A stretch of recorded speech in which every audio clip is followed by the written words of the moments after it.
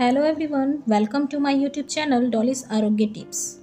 आज मैं आपको बताने जा रही हूँ थर्ड ट्राइमेस्टर ऑफ प्रेगनेंसी के बारे में।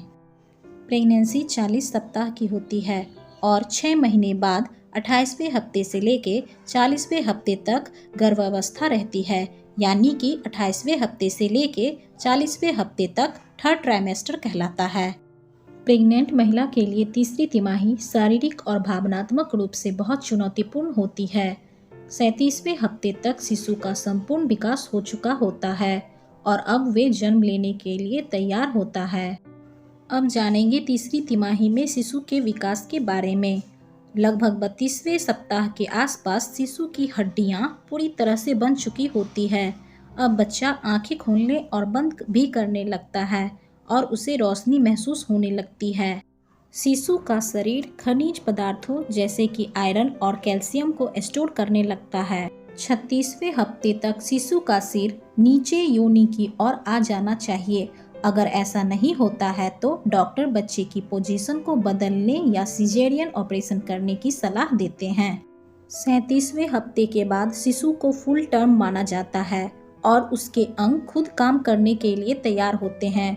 अब बच्चा 19 से 21 इंच तक लंबा होता है और उसका वजन लगभग 6 से 9 पाउंड हो सकता है।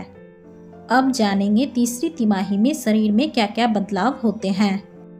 पहला, शिशु का बहुत ज़्यादा मूवमेंट होना, कभी कभी गर्भाशय का टाइट होना, बार बार पेशाब आना, एड़ियों, उंगलियों या चेहरे पर सूजन आना, सीने में जलन, ब्रेस्ट को छूने पर दर्द होना जिसमें से पतला दूध भी आ सकता है, सोने में दिक्कत होना।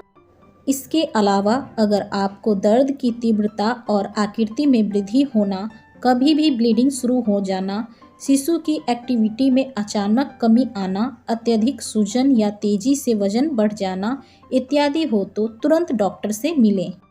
अब जानेंगे डॉक्टर के पास कब जाना चाहिए। तीसरी तिमाही में आपको 15-15 दिनों के आसपास चेकअप करवाते रहना चाहिए। 36वें हफ्ते के आसपास शिशु के लिए हानिकारक बैक्टीरियम की जांच के लिए ग्रुप बी स्ट्रेप टेस्ट करवाना पड़ सकता है। अगर टेस्ट पॉजिटिव आता है तो डॉक्टर एंटीबायोटिक देंगे। डॉक्टर वजाइनल एग्जामिन करेंगे। डिलीवरी के दौरान जन नलिका को खोलने के लिए गर्भाशय ग्रीवा पतली और मुलायम हो जाती है। अब जानेंगे इंट्रा यूट्राइन ग्रोथ रिटार्डेशन के बारे में। कुछ दुर्लभ मामलों में भ्रूण का विकास रुक सकता है।